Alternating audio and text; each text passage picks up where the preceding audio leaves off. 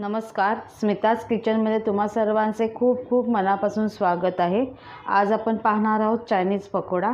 त्यासाठी मी ही कोबी बारीक चिरून घेतलेली आहे। अशी मी ही पाव किलो कोबी घेतली आहे। त्यामध्ये आता आपल्याला चवीनुसार मीठ टाकायचं आहे।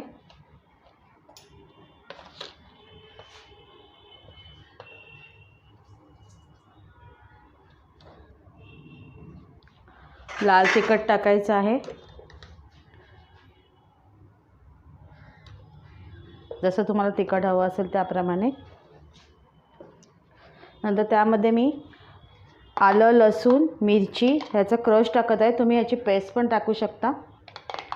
हे चायनीज आहे म्हणून लसणाचं प्रमाण जरा मी जास्त घेतलेलं आहे, त्यामुळे त्याचा टेस्टमध्ये काहीच फरक जाणवणार नाही, चायनीज खाल्यासारखंच वाटेल। आता ह्यामध्ये आपल्याला फूड कलर टाकायचा आहे। तुम्ही हे स्किप पण करू शकता। मी फूड कलर टाकत आहे। आता ह्यामध्ये आपल्याला तांदळाचं पीठ टाकायचं आहे।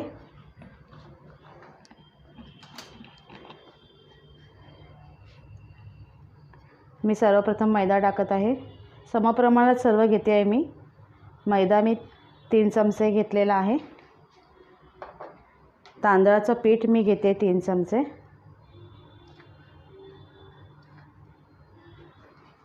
आणि कॉर्नफ्लॉवर घेत आहे 3 चमचे। मी सर्व समप्रमाणात घेतलेलं आहे।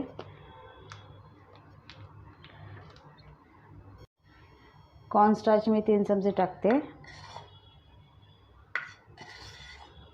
आता ह्यामध्ये आपल्याला सॉसेस टाकायचे आहेत।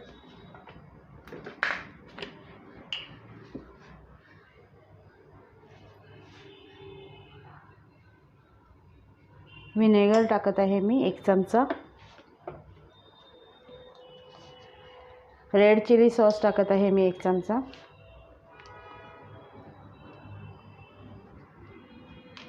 नंतर डार्क सोया सॉस टाकत आहे मी 1 चमचा। तुम्ही हे स्किप करू शकता ह्यामधलं काहीही। आता हे आपल्याला सर्व मिक्स करून घ्यायचं आहे। आता आपल्याला हे सर्व हातानेच मिक्स करून घ्यायचं आहे। त्यात मी पाण्याचा वापर बिलकुल केलेला नाही, कारण ह्यामध्ये ऑलरेडी मीठ टाकलेलं आहे।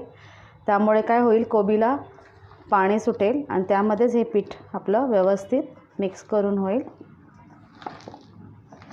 हे दाबून दाबून आपल्याला असं मळून घ्यायचं आहे। आता कोबी मी व्यवस्थित मिक्स करून घेतलेलं आहे पिठामध्ये।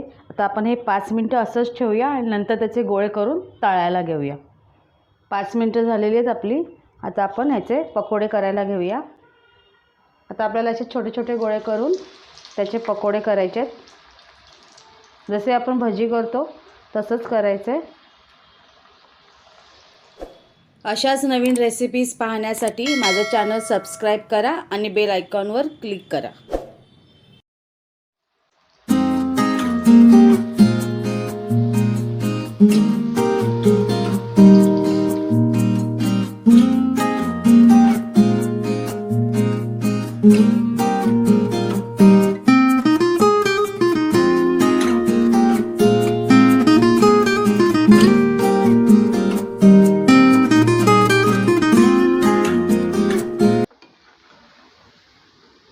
आपली आता भजी तळून रेडी आहे।